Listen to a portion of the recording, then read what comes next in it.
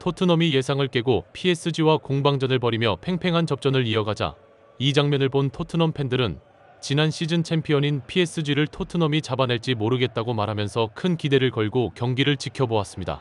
하지만 터치라인에 이강인이 나타나자 토트넘 팬들은 순간 정적에 휩싸이며 뭔가 불길한 예감이 든다고 긴장하면서 최근 이강인 폼이 장난이 아닌데 선발로 나오지 않더니 엘리케가 아껴둔 필승카드를 꺼낸 느낌이라고 불안감을 드러냈습니다. 아니나 다를까 PSG는 이강인이 그라운드에 들어서자마자 놀라운 경기력을 보이며 토트넘을 압박하기 시작해 손흥민 없는 토트넘이 얼마나 무기력한지 여실히 보여주었는데요. 이날 경기에서 토트넘과 PSG의 팽팽한 접전 속 이강인의 활약, 더 풋볼이 자세히 알아보겠습니다.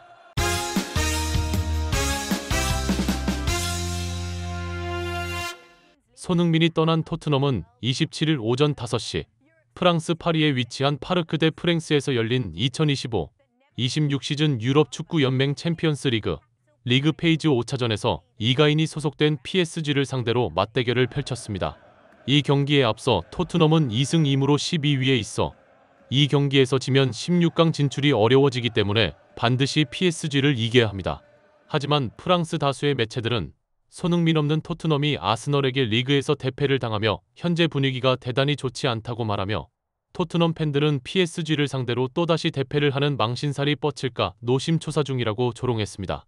프랭크 감독은 아스널과의 리그 경기에서 대패를 당한 후 팬들의 비난이 쏟아지자 경기 전 인터뷰에서 이번 시즌에 영입한 선수들과 어린 선수들이 토트넘의 레전드 중에 레전드인 손흥민 같은 선수를 대신해야 하는 것은 결코 쉽지 않다고 말하며 시간이 필요하다라고 느닷없이 손흥민을 소환하며 자기 변명을 했는데요.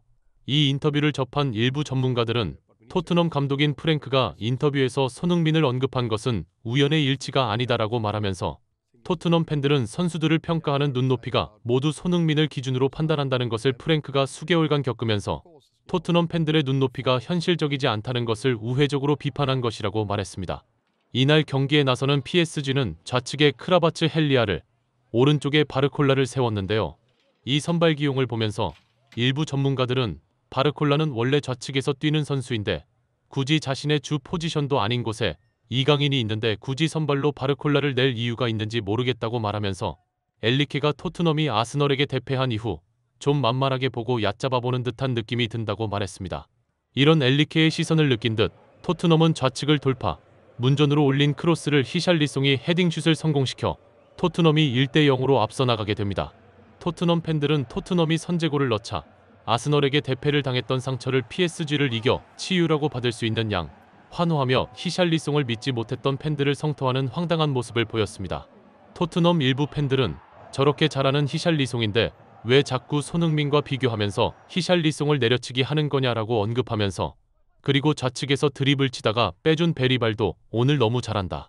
베리발이 손흥민의 뒤를 이어 7번을 다는 게 마땅하다라고 열광했습니다.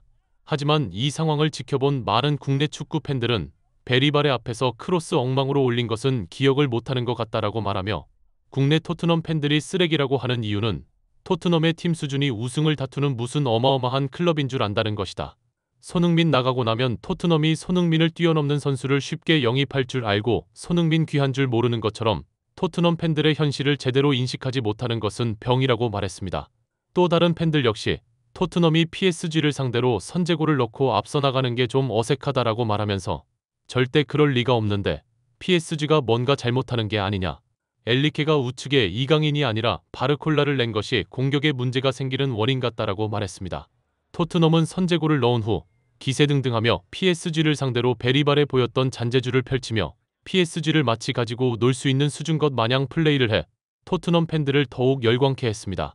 전반전에 1대0으로 거의 끝나갈 무렵 토트넘은 PSG의 포르투갈 국가대표 주전 미드필더인 비티냐가 벼락같은 중거리 슛을 날리며 동점골을 기록하자 순식간에 1대1이 되는 상황을 맞이하는데요. 이 장면을 본 토트넘 팬들은 솔직히 이건 비티냐가 너무 잘 찼다고 말하면서 이건 누가 와도 못 막는다. 어쩔 수 없는 자연재해다라고 말했습니다. 그러나 또 다른 국내 많은 팬들은 슈퍼컵에서도 중거리 슛 때문에 망했는데 이번에도 또 중거리 슛을 얻어맞고 동점이 되었다고 말하면서 토트넘은 왜 페널티 박스 안에 바글바글 들어가 있는지 모르겠다. 박스 바깥에 선수가 없다고 말했습니다. 일부 전문가들 역시 손흥민이 토트넘에 있을 때 경기 중에 선수들에게 집중하라는 말을 수시로 한 이유가 있다고 말하면서 이상할 정도로 토트넘은 자신들이 앞서가는 상황이 되면 방심을 하고 저렇게 상대 선수를 그냥 풀어놓는다. 문제가 많은 정신력이라고 일침을 가했습니다. 이런 와중에 토트넘은 문전에서 혼전 중 무아니의 슈팅이 골로 연결되며 2대1로 다시 앞서 나가자 많은 토트넘 팬들은 이게 실화냐라고 자리에서 일어나 오늘 토트넘이 정말 너무 잘한다. 이렇게 하면 손흥민이 없어도 챔피언스 리그에서 두각을 나타낼 수 있을 듯하다라며 목소리를 높였습니다. 하지만 이 기쁨도 잠시 비티냐에게 또다시 중거리 슛을 허용하며 이것이 그대로 골로 연결 2대2가 되자 토트넘 팬들은 한 말을 잃어버리고 말았는데요. 일부 전문가들은 토트넘은 저게 늘 문제라고 말하면서 페널티 박스 안에만 있다가 계속 상대에게 중거리 슛을 허용하는데 바짝부터 압박을 해야 한다. PSG는 이미 토트넘이 페널티 박스 안에서만 수비를 한다는 것을 눈치채고 지속적으로 페널티 박스 바깥에서 중거리 슛으로 토트넘을 요리한다고 말했습니다. PSG의 엘리케 감독은 2대2가 되자 승기를 확실하게 잡기 위해 이강인을 투입했고 이 장면을 본 토트넘 팬들은 이강인의 폼이 요즘 상당한데 바르콜라를 빼고 이강인이 들어오면 토트넘이 궁지에 몰릴 가능성이 있다.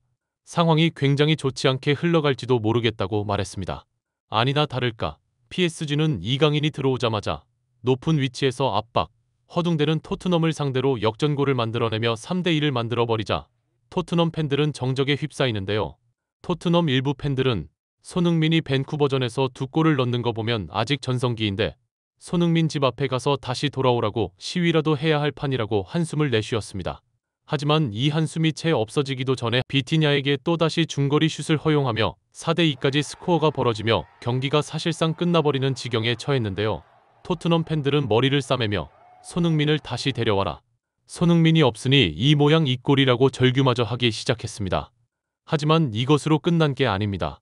토트넘의 로메로는 페널티 박스 안에서 핸드링 반칙을 범해 상대에게 PK를 헌납, 비티냐에게 해트트릭을 당하면서 무려 5골을 얻어맞으며 일방적으로 밀리기 시작했는데요. 토트넘은 주전 선수들을 모두 투입하며 전력을 다했지만 한 골을 만회하는데 그쳐 결국 경기는 PSG가 5대3으로 대승을 거두었습니다. 이 경기를 지켜본 많은 축구 팬들은 이강인이 들어와 오른쪽을 허물기 시작하니 토트넘은 정신을 못 차리던데 손흥민 필요 없다더니 골 좋다고 말하며 골이 들어간 것도 오픈 플레이에서가 아니라 다 상대방이 실수를 하거나 혼전 중에 들어간다. 전방에서 손흥민이 있으면 상대가 손흥민을 막으면서 올라와 공격을 못하는데 지금은 손흥민이 없으니 대놓고 올라와 압박을 하며 토트넘을 가지고 논다고 조롱해 또 다른 팬들의 큰 공감을 얻었습니다. 구독, 좋아요, 좋은 댓글은 불타는 제작 열정을 더욱 불타오르게 합니다. 시청해주셔서 감사합니다. 이상 더 풋볼이었습니다.